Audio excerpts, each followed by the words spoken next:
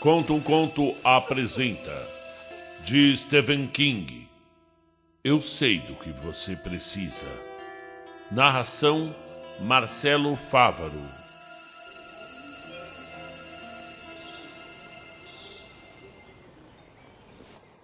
Eu sei do que você precisa. Elizabeth levantou os olhos do seu texto de sociologia, espantada, e viu um jovem de aparência bem comum, usando uma jaqueta militar verde. Por um momento pensou que ele parecia familiar, como se já o conhecesse. A sensação era parecida com um déjà vu. Então a impressão se foi. Ele tinha mais ou menos a sua altura, era bem magro e dava a impressão de estar se contorcendo. Era essa a palavra. Ele não se movia, mas parecia estar se contorcendo dentro da pele e fora da vista dos outros. Seu cabelo era preto e estava despenteado. Usava óculos espessos, com a armação tartaruga que aumentavam seus olhos castanho escuros, e as lentes pareciam sujas. Não, ela tinha certeza absoluta de que não o havia visto antes. Quer saber? Ela disse. Duvido. Precisa de uma casquinha de morango com 2 bolas, certo? Ela ficou piscando os olhos, positivamente espantada. Em algum lugar no fundo de sua mente, ela estava pensando em fazer uma pausa para tomar um sorvete. Estava estudando para os exames finais num canto isolado no 3º andar da União dos Estudantes. E ainda estava lamentavelmente longe de terminar. Certo?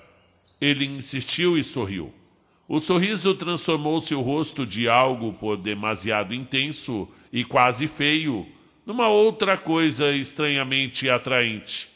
A palavra fofo ocorreu a ela. E não era uma palavra muito boa para se aplicar a um rapaz. Mas aquele rapaz era mesmo fofo quando sorria. Retribuiu antes de conseguir impedir que o seu próprio sorriso lhe chegasse aos lábios. Se havia algo de que ela não precisava, era de ter que perder tempo dando um fora num esquisitão que decidira escolher a pior época do ano para tentar impressioná-la. Ela ainda tinha 16 capítulos da Introdução à Sociologia para percorrer. Não, obrigada, disse. Vamos lá. Se você continuar estudando desse jeito, vai arranjar uma dor de cabeça. Já está nisso há 2 horas, sem pausa alguma. E como é que você sabe de tudo isso? Eu estava te observando. Ele disse prontamente. Mas dessa vez seu sorriso de garoto não surtiu efeito. Ela já estava com dor de cabeça. Bem, então pode parar. Ela disse com mais aspereza do que pretendia. Eu não gosto de gente olhando para mim. Desculpe. Ela sentiu uma certa pena dele, como às vezes sentia pena de cachorros perdidos. Ele parecia flutuar dentro da jaqueta militar verde. Sim, usava meias descombinadas. Uma era preta, outra marrom. Ela se sentiu prestes a sorrir de novo e se refreou. Estou com provas sinais, ela disse num tom brando. É claro, tudo bem. Ficou olhando pensativa enquanto ele ia embora. Então baixou os olhos para o seu livro, mas uma imagem persistente do encontro ainda permanecia. Casquinha de morango com 2 bolas. Quando voltou para o dormitório eram 11h15 da noite, e Alice estava estendida em sua cama ouvindo Neil Diamond e lendo a história de O. Eu não sabia que esse livro era adotado no seu curso, Elizabeth disse. Alice se sentou. Ampliando meus horizontes, querida. Abrindo minhas asas intelectuais. Elevando meu... Liz? Você ouviu o que eu disse? Não, desculpe, parece que alguém te acertou, menina. Eu encontrei um cara hoje. Aliás, um cara meio gozado. Ele deve ser mesmo demais se consegue separar a grande Rogan de seus textos adorados. O nome dele é Edvard Jackson Heimer Jr. Nada menos. Baixo, magrelo, parece ter lavado o cabelo pela última vez no dia em que Washington nasceu. Ah, e meias descombinadas, uma preta e outra marrom. Achei que os caras das fraternidades fossem mais o seu tipo.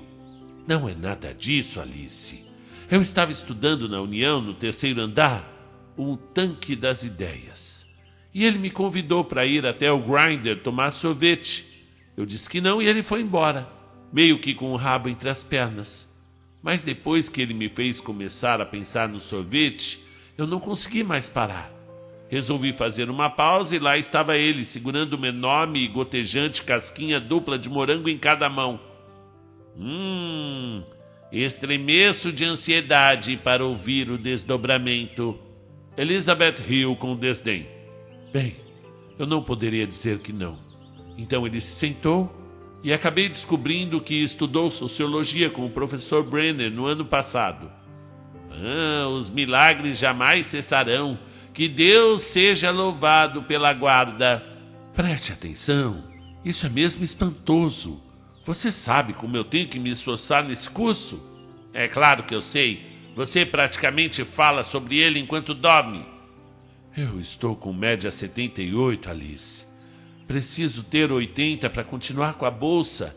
Isso significa que eu preciso de pelo menos 84 na prova final. Bem, esse Ed Heimer disse que o Brenner dá praticamente a mesma nota final todos os anos. E esse Ed é dieidético. Você quer dizer que ele tem... Como é mesmo que se chama?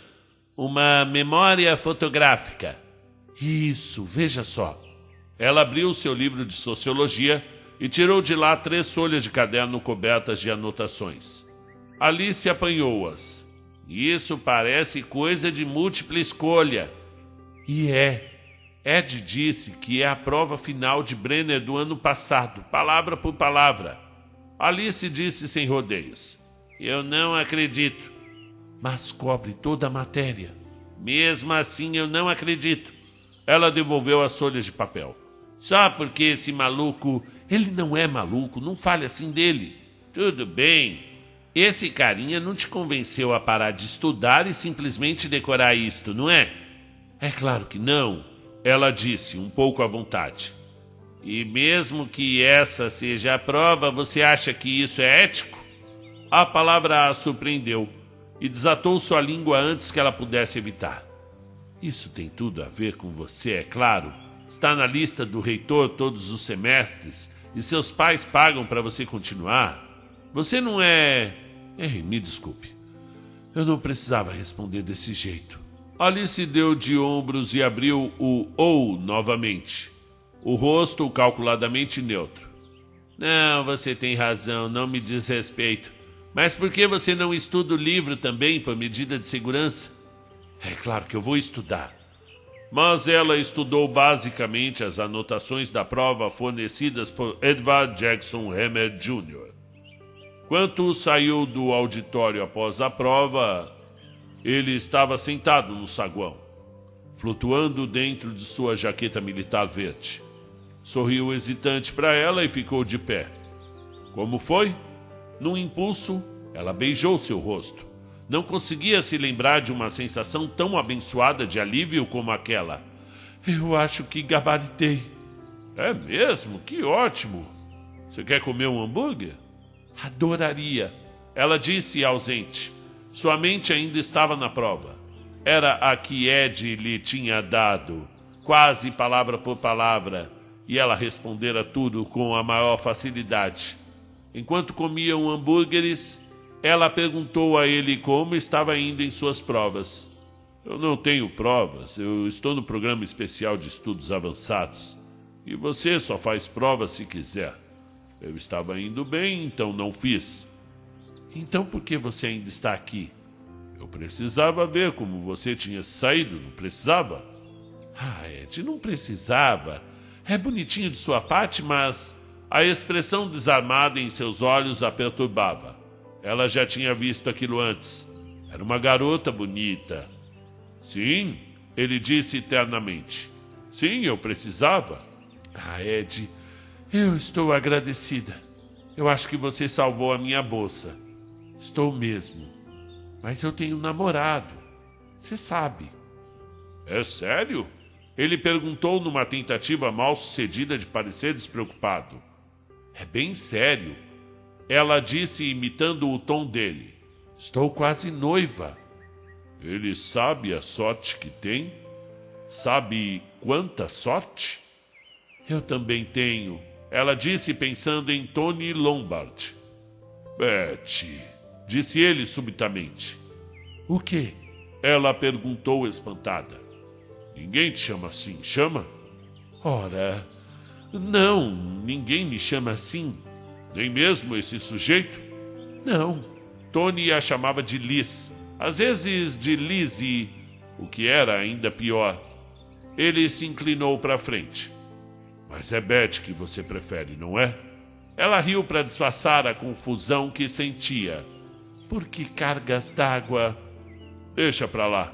Ele sorriu o seu sorriso de garoto. Eu vou te chamar de Betty, ok? Assim é melhor. Agora, bom, coma seu hambúrguer. E então, o penúltimo ano chegara ao fim, e ela dizia adeus a Alice. Estavam um pouco à vontade uma com a outra, e Elizabeth sentia muito. Achava que era culpa sua. Ela havia se gabado um pouco demais de sua nota na prova final de sociologia, principalmente quando as notas saíram. Tirou 97, a nota mais alta da turma. Bem, ela disse a si mesma, enquanto aguardava no aeroporto a chamada para o seu voo. Não era mais antiético do que o estudo de última hora que ela se resignara a dar naquele canto do terceiro ano. O último de última hora não era, na verdade, estudo propriamente dito. Era apenas uma decoreba mecânica que desaparecia por completo assim que a prova passava. Apalpou o envelope cuja ponta saía de sua bolsa. O aviso de que recebera a bolsa para o último ano.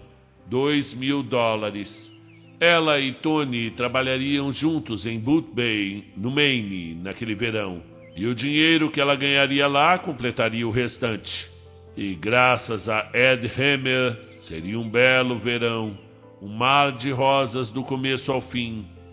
Mas foi o pior verão de sua vida. Junho foi um mês chuvoso. A escassez de gasolina diminuiu o movimento dos turistas, e suas gorjetas no Boot Bay Inn foram medíocres. Pior ainda, Tony a pressionava com relação ao casamento. Podia arranjar um emprego no campus, ou perto, ele disse. E com a bolsa da Student Aid de Elizabeth, ela podia se formar em grande estilo.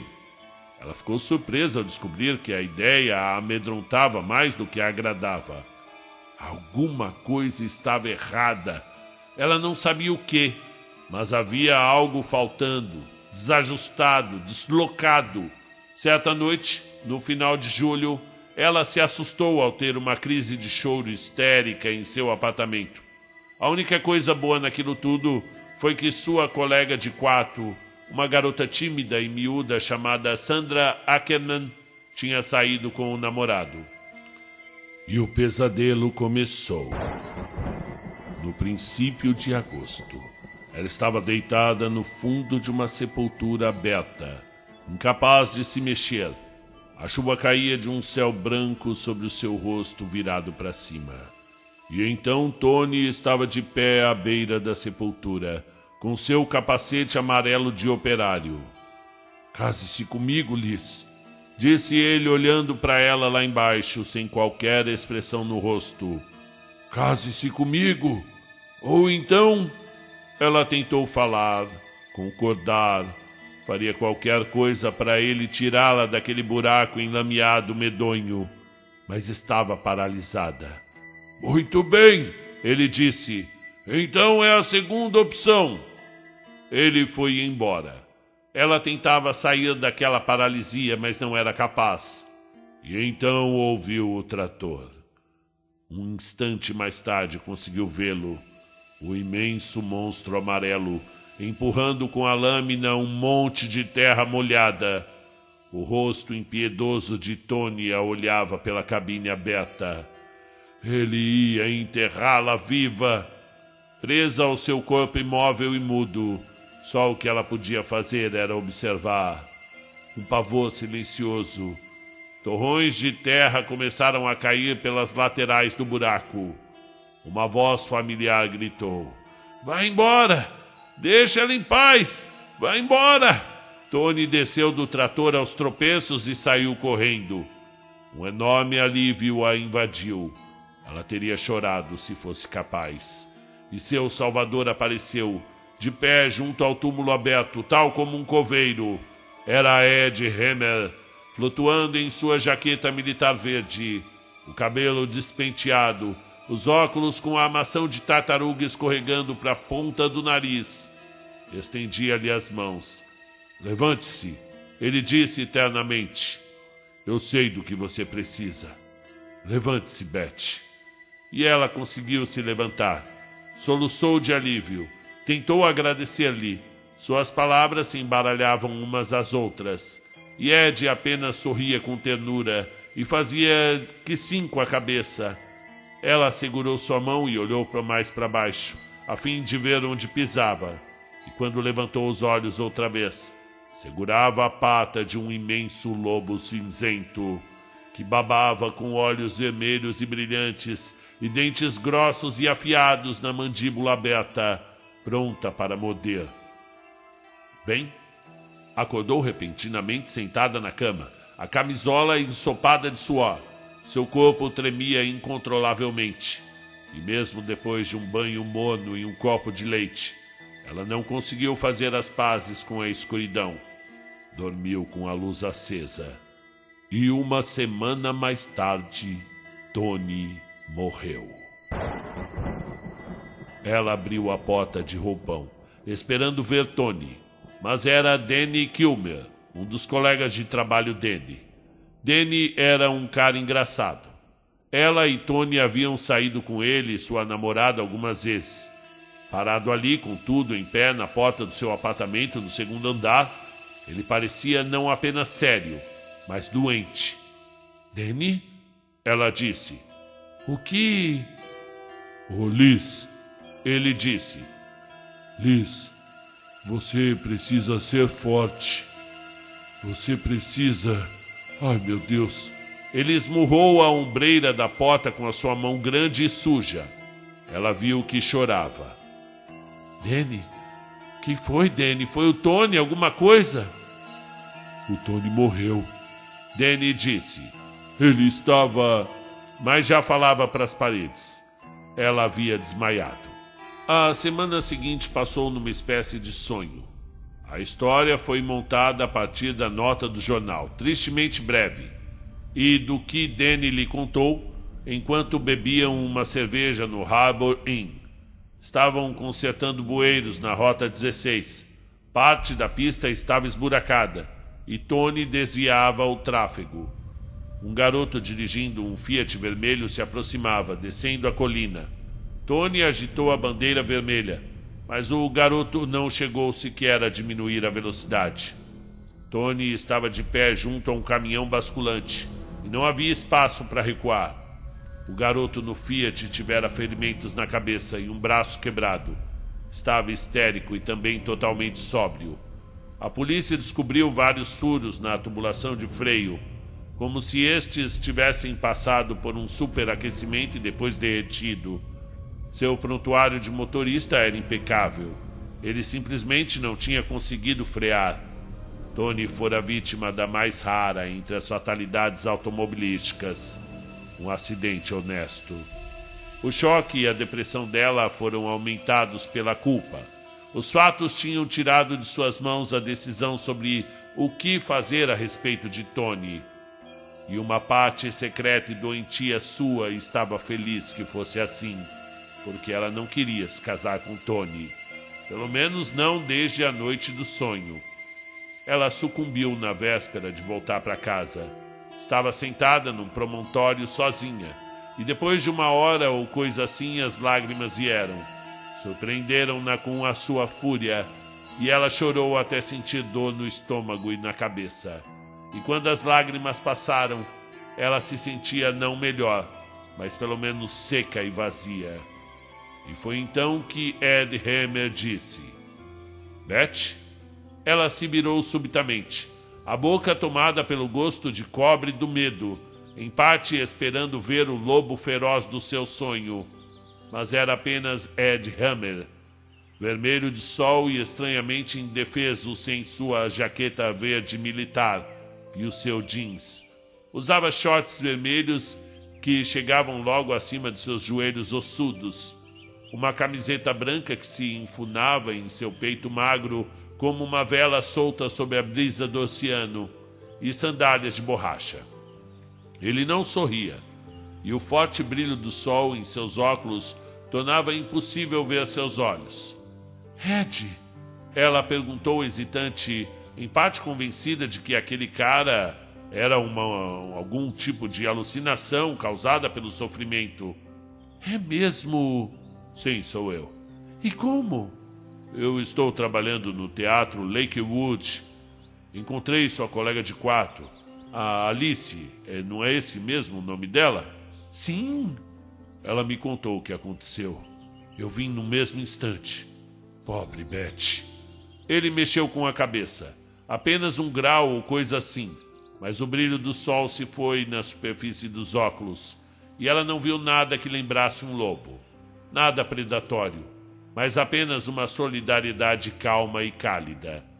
Começou a chorar novamente.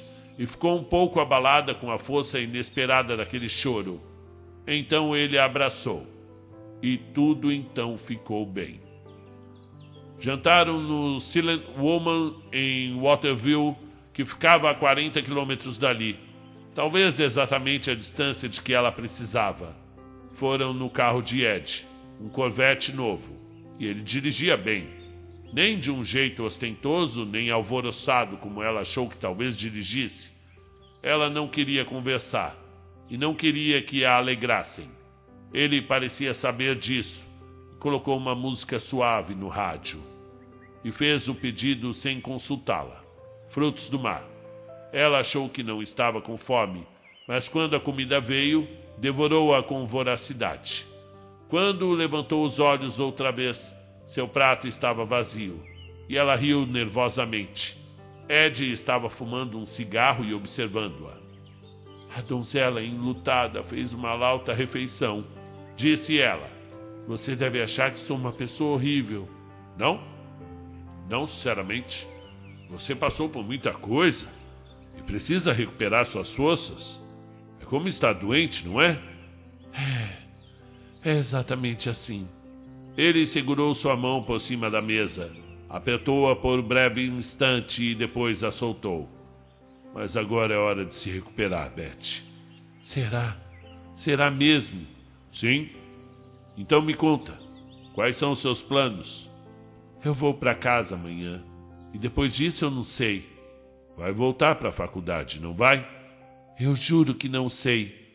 Depois disso parece tão trivial. Muitos dos meus objetivos parecem ter desaparecido. E toda a graça. Mas veja, essas coisas vão voltar. É difícil acreditar nisso agora, mas é verdade. Experimente durante 6 semanas e veja. Você não tem nada melhor do que isso para fazer. A última frase parecia uma pergunta. É verdade, eu acho. Mas pode me dar um cigarro? É claro, mas eles são mentolados, eu sinto muito.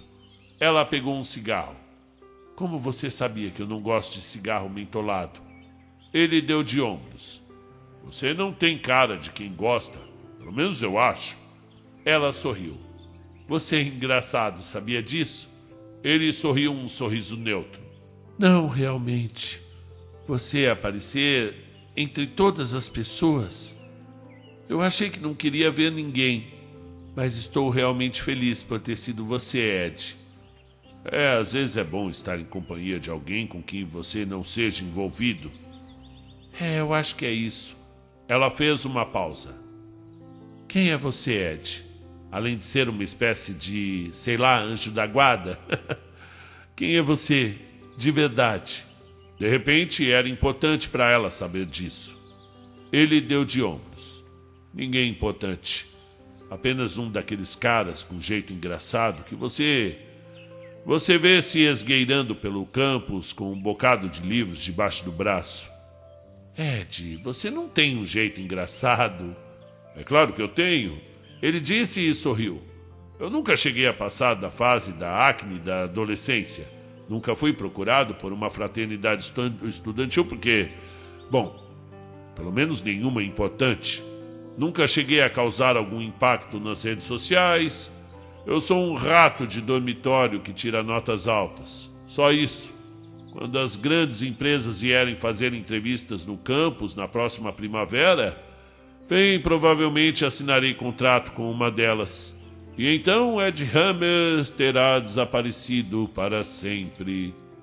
Ah, mas isso seria uma grande pena, ela disse eternamente. Ele sorriu, e foi um sorriso bastante peculiar, quase amargo. E a sua família? Ela perguntou. Onde você vive, o que gosta de fazer? Numa outra ocasião, ele disse, quero te levar de volta. Você tem um longo voo amanhã e um bocado de preocupações. Aquela noite deixou-a relaxada pela primeira vez desde a morte de Tony, sem a sensação de que, em algum lugar dentro dela, havia uma mola mestra retesada quase a ponto de se romper. Achou que o sono viria facilmente, mas não veio. Algumas questões a incomodavam.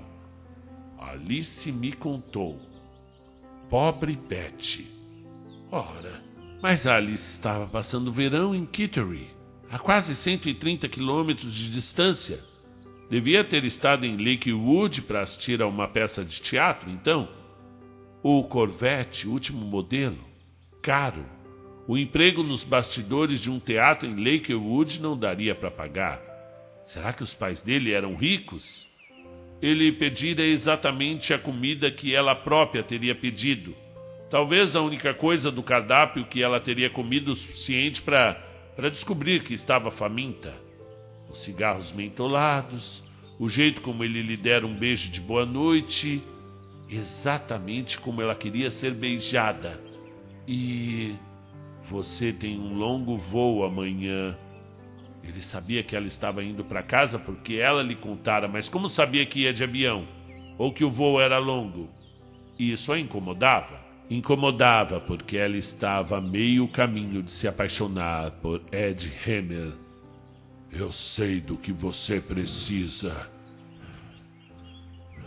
Como a voz do comandante de um submarino lendo as braças de profundidade, as palavras com que ele a cumprimentara pela primeira vez acompanharam-na ao submergir no solo.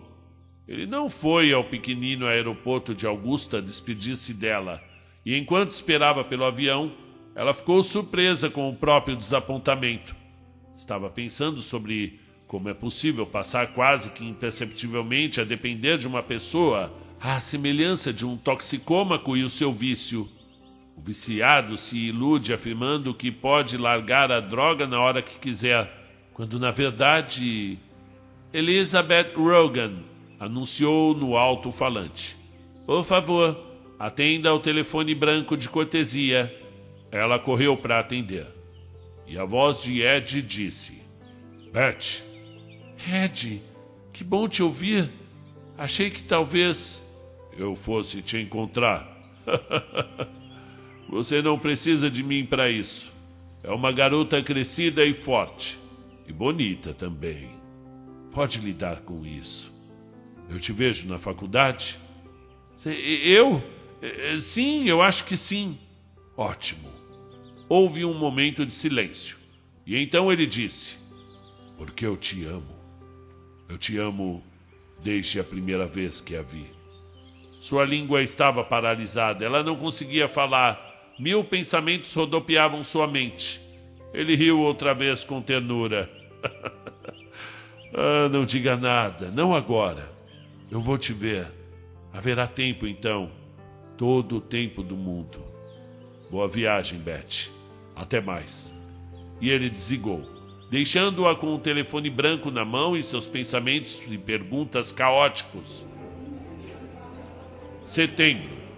Elizabeth retornou à antiga rotina da universidade e das aulas como uma mulher que alguém interrompera no meio de seu tricô. Dividiu o quarto com Alice outra vez, é claro.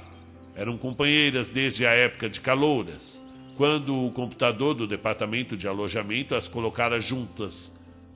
Sempre tinham se dado bem, apesar de interesses e personalidades diferentes. Alice era estudiosa das duas, aluna do último ano de Química com uma média de 3,6. Elizabeth era mais sociável, menos apaixonada pelos livros, sim, mas no último ano de Pedagogia e Matemática. Ainda se davam bem, mas uma certa frieza parecia ter surgido entre as duas depois do verão. Elizabeth atribuía o fato à diferença de opiniões sobre a prova final de Sociologia e não a mencionava. Os acontecimentos do verão começaram a tornar a aparência de um sonho.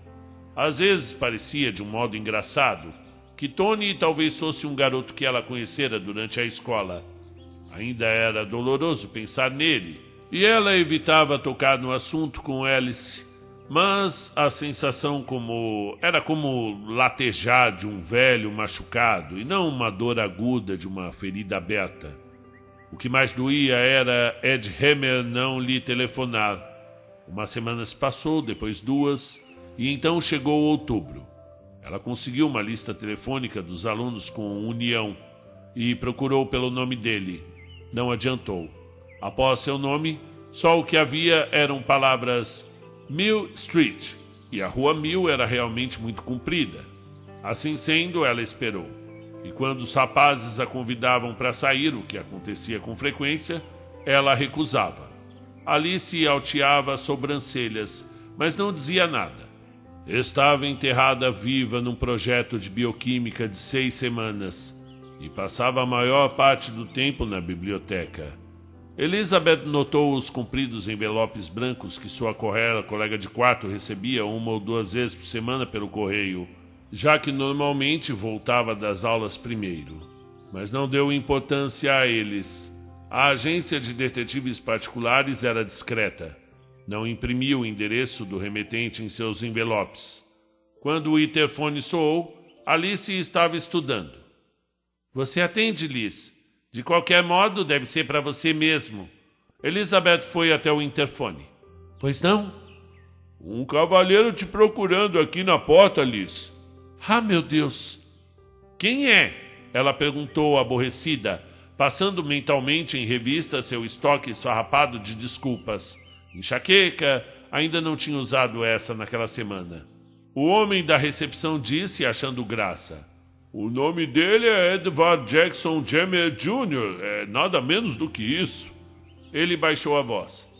E tá usando meia descombinada. A mão de Elizabeth voou para a gola do roupão. Ah, meu Deus! Diga a ele que já vou descer. Não, diga a ele que só vai levar 1 minuto. Não, uns 2 minutos, tudo bem? Claro, disse a voz num tom suspeito. Não vá ter uma hemorragia. Elizabeth tirou do armário um par de calças compridas. Tirou uma minissaia de brim. Tocou nos rolinhos de seu cabelo e soltou um gemido. Começou a arrancá-los. Alice observava tudo aquilo com calma, sem dizer nada, mas ficou olhando com interesse para a porta durante um bom tempo, depois que Elizabeth saiu.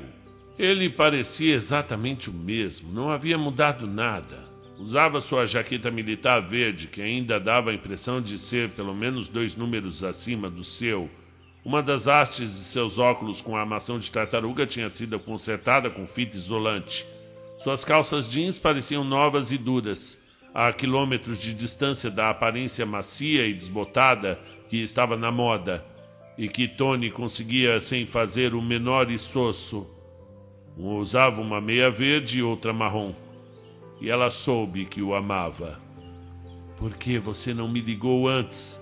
Ela perguntou, caminhando em sua direção. Ele enfiou as mãos nos bolsos da jaqueta e sorriu timidamente. Porque eu, pensei em te dar um tempo, para sair um pouco, encontrar outros caras. Descobrir o que você quer? Eu acho que eu já sei. Ótimo. Você quer ir no cinema?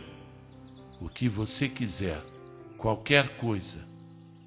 Conforme os dias se passaram, ocorreu a ela que nunca encontrara ninguém do sexo masculino ou feminino que parecesse compreender seus estados de espírito e necessidades tão completamente sem precisar de palavras. Seus gostos coincidiam. Enquanto Tony gostava de filmes violentos, do tipo Poderoso Chefão, Ed parecia preferir comédias ou dramas não violentos. Levou-a ao circo certa noite, quando ela se sentia deprimida, e tiveram momentos hilariantes e maravilhosos. Encontros para estudo eram realmente encontros para estudo, e não apenas uma desculpa para ficarem se agarrando no terceiro andar.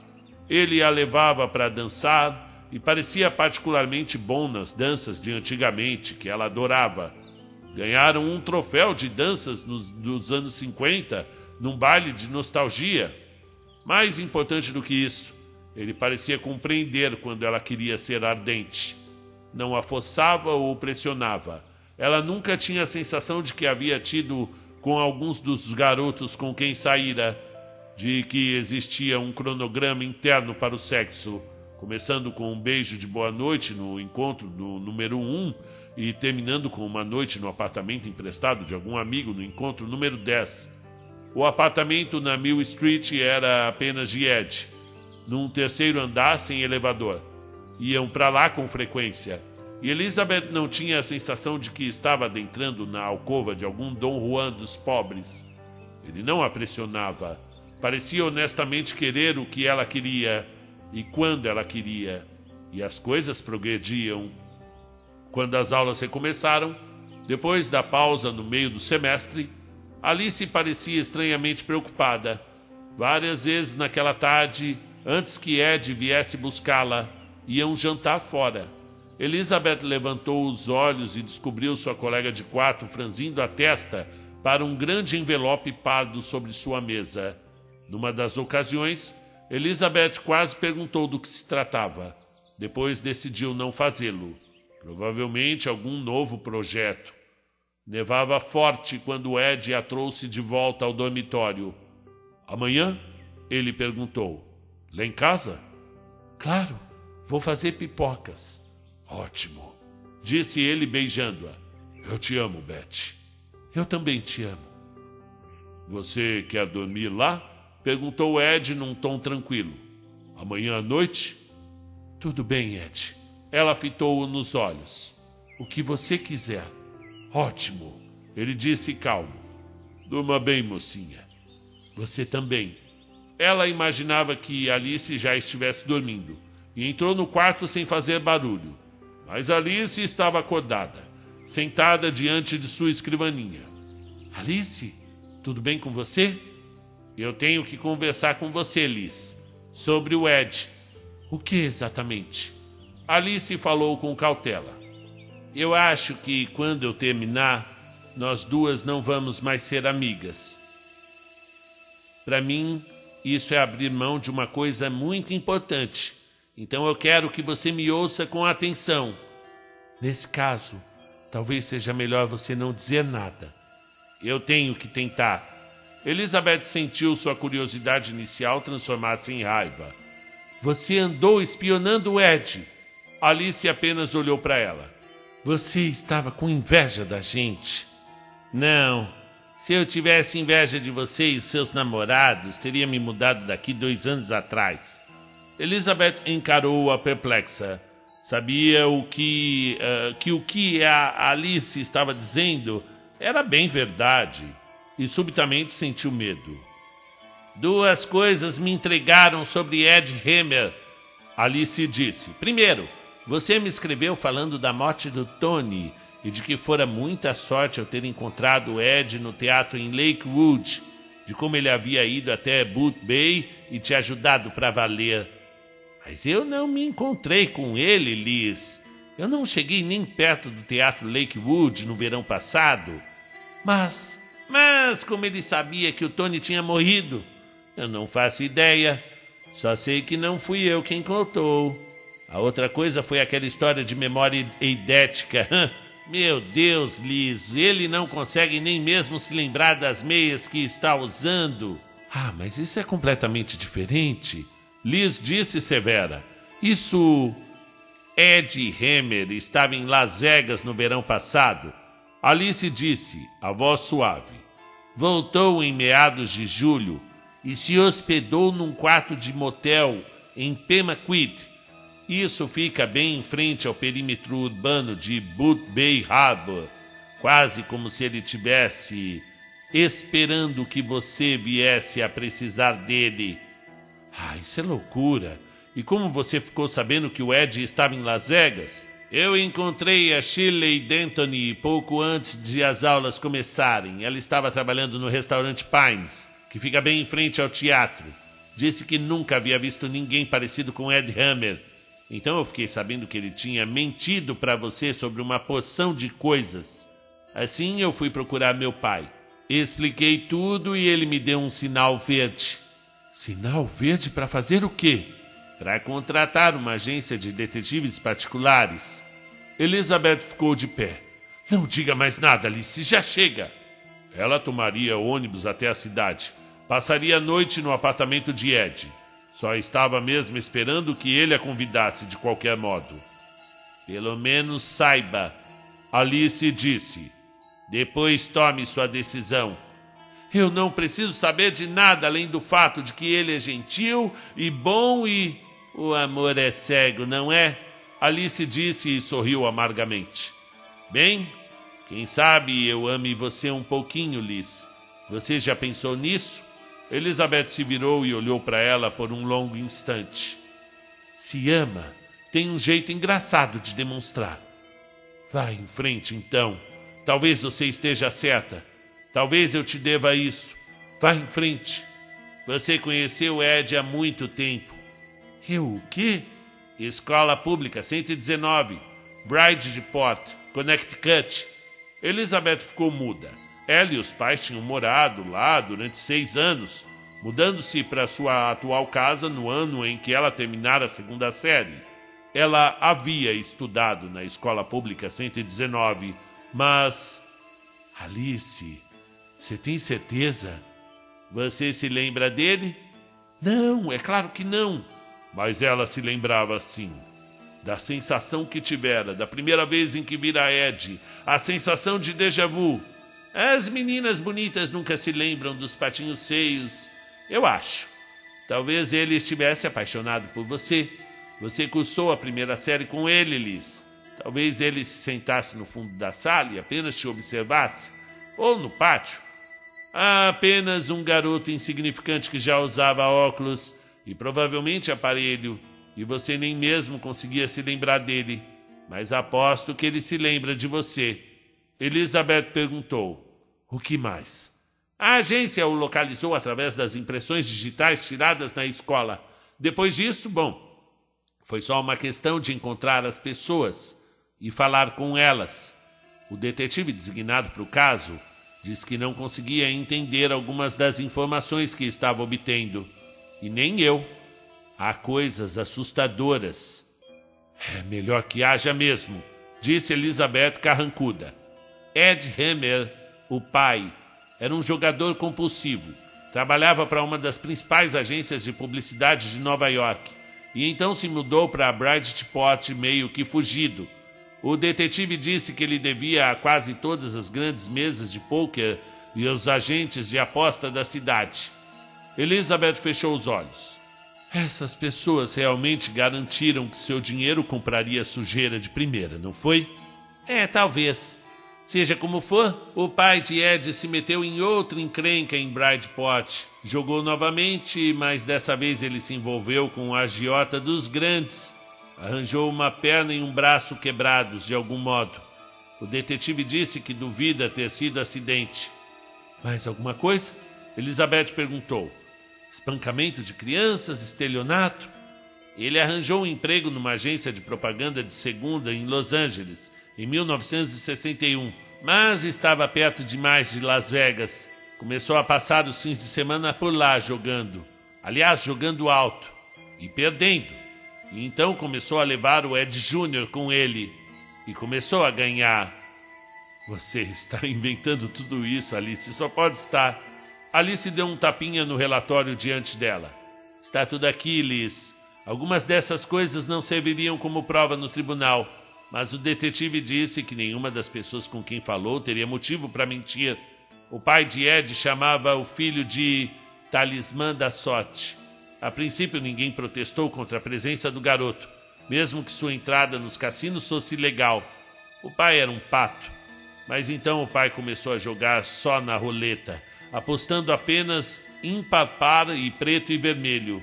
No final do ano, o menino estava proibido de entrar em todos os cassinos da região, e o seu pai se interessou por um novo tipo de jogo. Qual? O mercado de ações. Quando os Hammer se mudaram para Los Angeles, em meados de 61, moravam num cubículo pelo qual pagavam $90 por mês, e o Sr. Hammer dirigia um Chevrolet 52. No final de 1962, apenas 16 meses depois, ele largara o emprego e a família vivia em sua própria casa em San José. O Sr. Hammer dirigia um Thunderbird novinho em folha e a Sra. Hammer tinha um Volkswagen. Como você sabe, é contra a lei receber um garotinho nos cassinos de Nevada, mas ninguém pode impedi-lo de ler a página do mercado de ações nos jornais. Peraí, você está querendo dizer que que ele era capaz de... Alice, você está maluca. Eu não estou querendo dizer nada, a não ser apenas que ele talvez soubesse o que seu pai precisava. Eu sei do que você precisa. Foi quase como se as palavras tivessem sido sussurradas em seu ouvido, e ela estremeceu. A Sra. Hammer passou os 6 meses seguintes transitando por várias instituições mentais, supostamente por distúrbios nervosos, mas um servente com quem o detetive conversou disse-lhe que ela era quase psicótica. Alegava que seu filho era um capanga do diabo. Apunhalou-o com uma tesoura em 64. Tentou matá-lo. Ela... Liz, o que foi, Liz? A cicatriz, ela murmurou. Fomos nadar na piscina na universidade certa noite há cerca de um mês. Ele tem uma cicatriz profunda no ombro. Aqui, ó. Ela colocou a mão logo acima do seu seio esquerdo. E ele disse... Uma onda de náusea tentou subir por sua garganta, e ela teve de esperar que retrocedesse antes de conseguir continuar. Ele disse que caiu numa paliçada quando era criança. Você quer que eu continue? Termine, por que não? Que mal pode me fazer agora? A mãe dele teve alta de uma instituição mental bem luxuosa no Vale de San Joaquim em 1968. Os 3 saíram de férias. Pararam no local de piquenique na Rota 101. O garoto estava juntando lenha quando ela jogou o carro por cima da borda do penhasco, sobre o oceano, consigo mesma e com o marido dentro. Talvez tenha sido uma tentativa de atropelar Ed. Naquela época ele estava com quase 18 anos. Seu pai lhe deixou uma carteira de ações de $1 milhão. Ed veio para o leste há 1 ano e meio e se matriculou aqui. E este é o fim. Não há mais nenhum esqueleto escondido no armário? Liz, isso já não é o suficiente? Ela se levantou. Não é de se admirar que ele nunca queira mencionar a família, mas você tinha que desenterrar o cadáver, não tinha? Você está cega, Alice falou. Elizabeth vestiu o casaco. Suponho que vai procurá-lo. Correto, porque o ama. Correto. Alice atravessou o quarto e a segurou pelo braço. Será que dá para tirar essa expressão irritada e petulante da cara por um segundo e pensar? Ed Hammer consegue fazer coisas com as quais o restante de nós só pode sonhar. Ganhou para o pai uma fortuna na roleta e o fez ficar rico jogando no mercado de ações. Parece ser capaz de deliberadamente ganhar o que quiser. Talvez seja algum tipo de médium, um médium limitado. Talvez tenha o dom da precognição. Eu não sei, existem pessoas que parecem ter um pouco disso. Liz, nunca te ocorreu que ele a forçou a amá-lo? Liz virou-se para ela devagar. Eu nunca ouvi nada tão ridículo na minha vida. Ah, é mesmo? Ele te deu aquela prova de sociologia do mesmo modo como dava para o pai o resultado da roleta. Ele nunca se matriculou em nenhum curso de sociologia, eu verifiquei. Fez aquilo porque era a única maneira de fazer com que você o levasse a sério. Ah, pare com isso, Liz exclamou. Tapou os ouvidos com as mãos. Ele sabia qual era a prova e soube quando Tony morreu e sabia que você ia para casa de avião. Sabia até mesmo qual o momento psicológico certo para entrar de novo na sua vida. Em outubro passado. Elizabeth soltou-se dela e abriu a porta. Por favor, Liz, escute. Eu não sei como ele consegue fazer essas coisas, até duvido mesmo que ele saiba com certeza. Talvez não tenha a intenção de te causar mal nenhum, mas já causou. Fez com que você o amasse porque ele sabia dos seus desejos, sabia das necessidades mais secretas. E isso não é amor em absoluto, isso é violação. Elizabeth bateu a porta e desceu a escada correndo. Tomou o último ônibus da noite para a cidade. Nevava mais forte do que nunca e o ônibus se arrastava sobre os montes de neve acumulados na estrada feito um besouro aleijado. Elizabeth estava sentada no fundo, uma entre 6 ou 7 passageiros, com 1000 pensamentos na mente. Os cigarros mentolados, a bolsa de valores, o modo como ele sabia que o apelido da mãe dela era Didi. Um garotinho sentado no fundo de uma sala de aula no primeiro ano, olhando encantado para uma garotinha esperta e jovem demais para compreender que... Eu sei do que você precisa. Não, eu o amo de verdade. Amava mesmo? Ou estava apenas encantada em estar na companhia de alguém que sempre pedia a comida certa, levava-a para o filme certo e não queria ir a qualquer lugar ou fazer qualquer coisa que ela não quisesse? Será que ele era apenas uma espécie de espelho psicológico, mostrando-lhe apenas o que ela queria ver? Os presentes que ele lhe dera eram sempre os presentes certos. Quando o tempo esfriou subitamente e ela queria muito um secador de cabelos, quem foi que lhe deu de presente um? Ed Hammer, é claro. Tinha visto um à venda na Days por acaso, ele dissera. Ela ficara encantada naturalmente. Isso não é amor em absoluto. Isso é violação. O vento fustigou seu rosto quando ela desceu na esquina das ruas Man e Mill. E ela se encolheu, enquanto o ônibus se afastava com um suave ronco de motor a diesel. As lanternas traseiras reluziam brevemente na noite, em meio à neve, e desapareceram. Ela nunca se sentira tão só em toda a sua vida. Ele não estava em casa. Ela ficou parada diante de sua porta depois de bater uns 5 minutos, desorientada. Ocorreu-lhe que não tinha a menor ideia do que Ed fazia ou quem ele via quando não estava com ela. O assunto nunca surgia. Talvez ele esteja ganhando dinheiro numa mesa de pôquer para comprar outro secador de cabelos.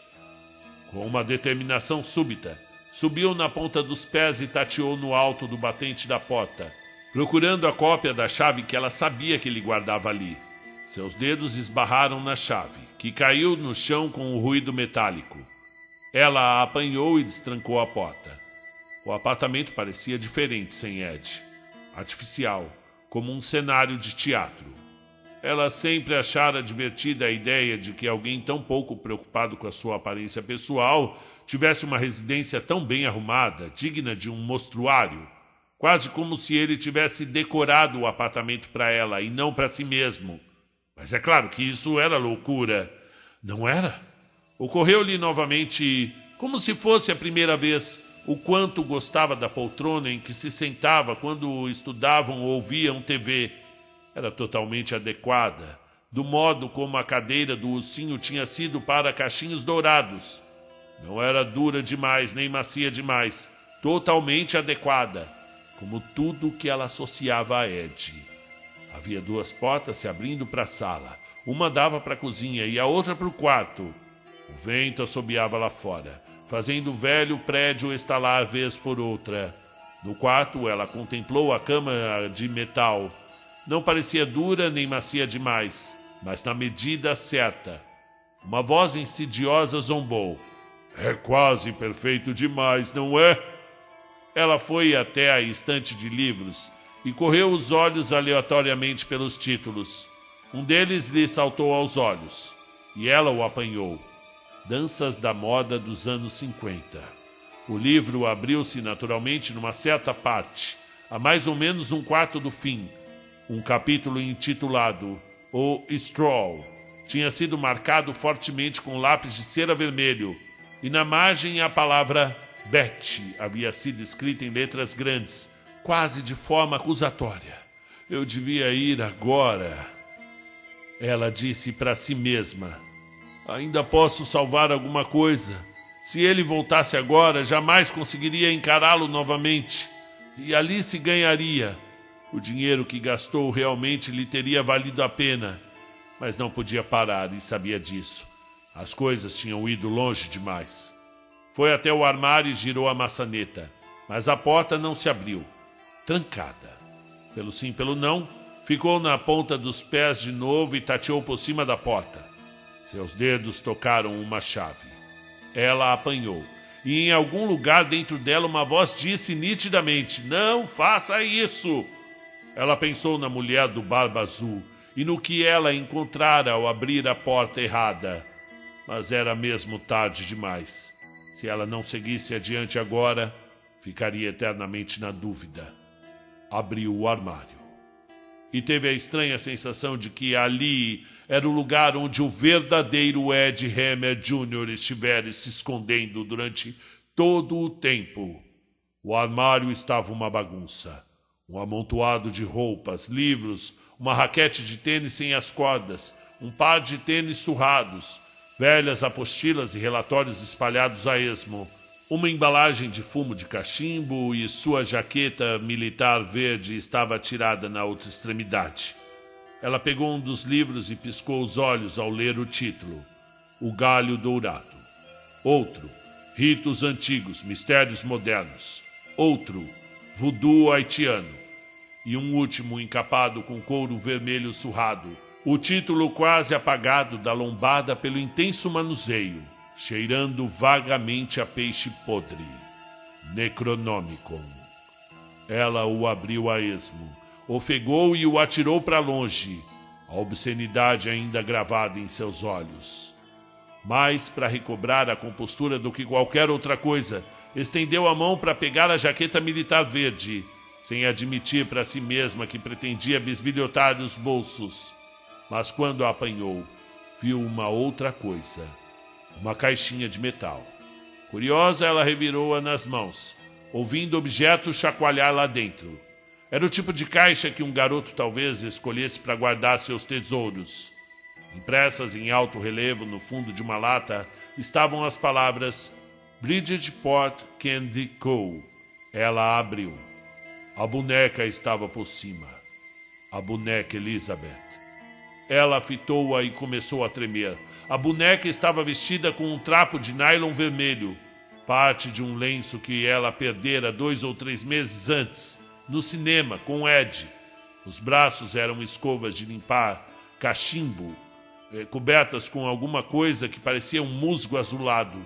Musgo apanhado num cemitério, talvez. Havia cabelo na cabeça da boneca, mas aquilo estava errado. Era como finos fios de linho branco, presos com uma fita adesiva na cabeça feita de borracha. Seu próprio cabelo era de um louro cor de areia e mais grosso. Aquele se parecia mais com o seu cabelo... Aquilo parecia mais com o seu cabelo quando ela era uma garotinha. Ela engoliu em seco, sentindo um nó na garganta. Quando estavam na primeira série, não tinham todos eles recebido tesouras pequeninas, sem pontas, no tamanho adequado para a mão de uma criança? Teria aquele garotinho de outrora se esgueirado por trás dela, talvez na hora da cesta, e... Elizabeth pôs a cabeça de lado e voltou a olhar para dentro da caixa. Havia uma ficha azul de pôquer e uma estranha figura de 6 lados desenhada sobre ela, com tinta vermelha, um surrado obituário de jornal. Senhor e senhora Edvard Hammer. Os dois sorriam inexpressivamente na foto que acompanhava a notícia, e ela viu que a mesma figura de 6 lados tinha sido desenhada ao redor de suas cabeças, dessa vez com tinta preta, como uma mortalha. 2 outras bonecas, um homem e uma mulher. Sua semelhança com os rostos na fotografia do obituário era hedionda e inequívoca. E uma outra coisa. Ela a trouxe para fora, e seus dedos tremiam tanto que quase a deixou cair. De seus lábios escapou um gemido estrangulado. Era um carrinho em miniatura, do tipo que os garotos pequenos compram nas lojas e depois montam usando cola de aeromodelagem. Era um Fiat. Tinha sido pintado de vermelho, e um pedaço do que parecia ser uma das camisas de... Um pedaço das camisas de Tony fora preso com fita adesiva na dianteira. Ela virou o carrinho de cabeça para baixo. Alguém quebrara a parte inferior a marteladas. Então você encontrou, sua vadia ingrata! Ela deu um grito e deixou cair o carrinho e a caixa. Os tesouros malévolos dele se espalharam pelo chão. Ele estava de pé junto à porta encarando-a.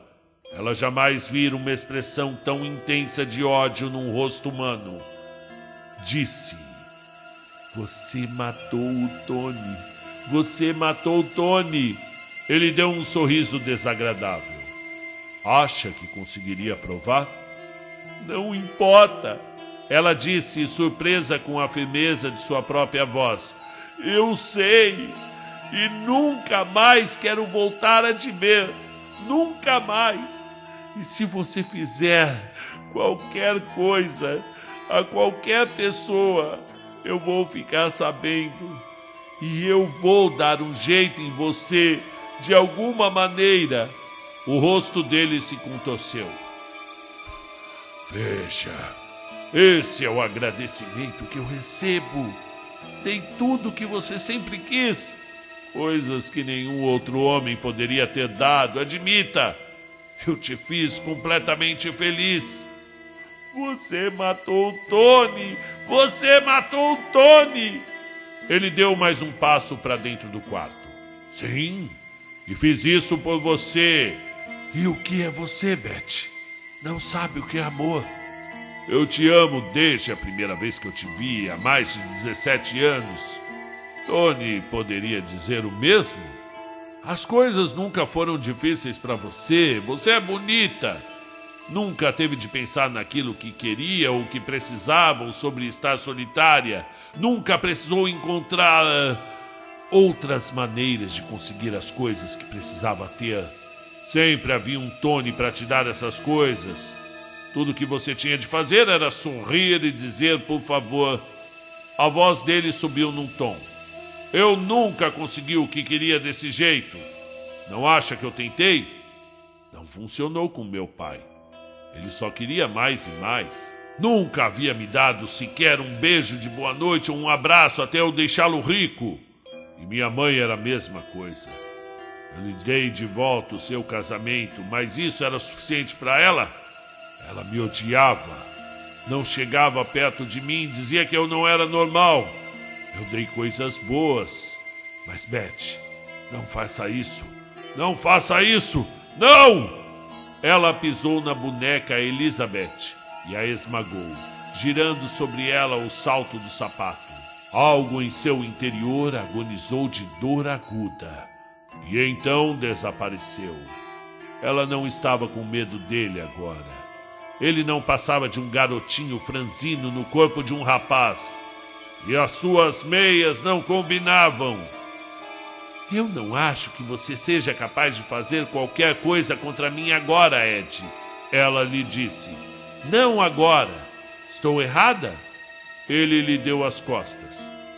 Vá embora, disse, a voz fraca.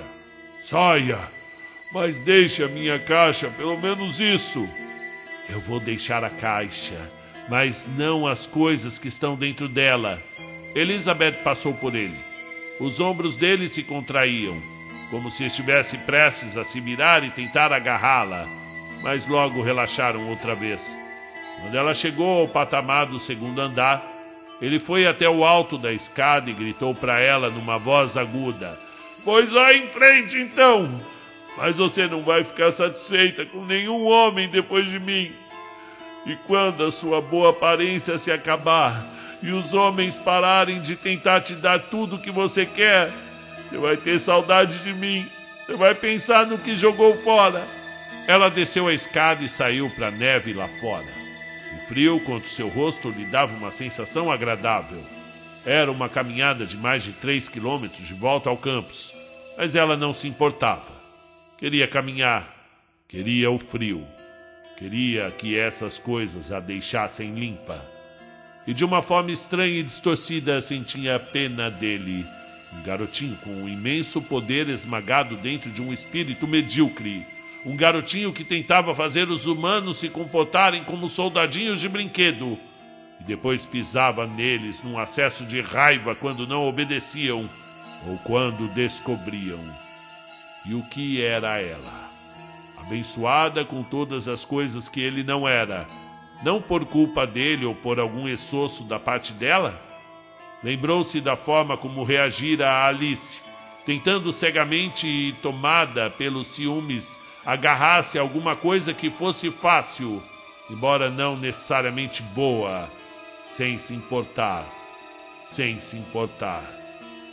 Quando a sua boa aparência se acabar e os homens pararem de tentar te dar tudo o que você quer, vai ter saudade de mim. Eu sei do que você precisa. Mas será? Será que ela era tão pequenina a ponto de precisar de tão pouco? Por favor, meu Deus, não.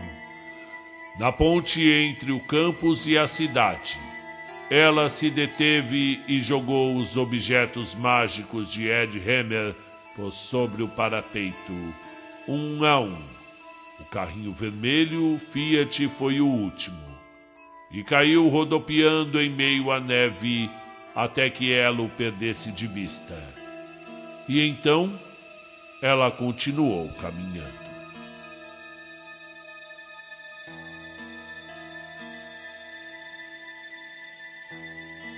E este foi o último conto dos Sombras da Noite, narrado aqui no canal. E, sinceramente, é um dos que eu mais gostei, embora, claro, Jerusalem Slot tem aqui o último degrau. Só tem A Saideira. Esse livro é maravilhoso. E este é o último conto, e agora eu vou reunir todos eles para trazer para vocês numa edição completa aí, né? Vou sair catando um conto por conto, juntar lá na edição para poder entregar para vocês esse trabalho que levou alguns anos narrando, né? Os Sombras da Noite. E deixei, parece que um dos melhores contos para o final, né? Ele é um pouco mais longo. Já estou narrando essa história há alguns dias, viu, gente? Aliás, dá um trabalho danado. Se vocês puderem fazer a sua inscrição, caso já tenham feito, comentem o que achou dessa história. Eu acho a coisa... Assim, eu tenho um pavor. Eu não sou a favor de manicômios. Eu li bastante sobre o assunto. O Holocausto que ocorreu em Barbacena. Antigamente a gente falava, vou te mandar para o Juqueri, né? Você tem que ir para o Juqueri, você está Pinel, né? São expressões capacitistas que hoje a gente evita, claro, né? Mas desse tipo de gente específica do conto aqui, que é o caso dos perseguidores, que eu particularmente considero um dos mais devastadores, né? Esse tipo de pessoa precisa necessariamente de um acompanhamento muito próximo, psicológico, psiquiátrico, e até uma intervenção mais dura no caso de realmente a gente perceber que a pessoa não abandona o objeto de adoração dela ali, de perseguição, né? Comente o que achou, meu amigo.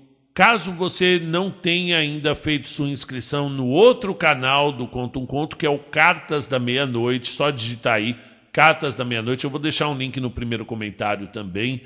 este canal é só de contos de terror, o Cartas da Meia-Noite, que são narrados pelo narrador Mário Saudade, um alter ego aí que traz histórias do povo. Até a próxima.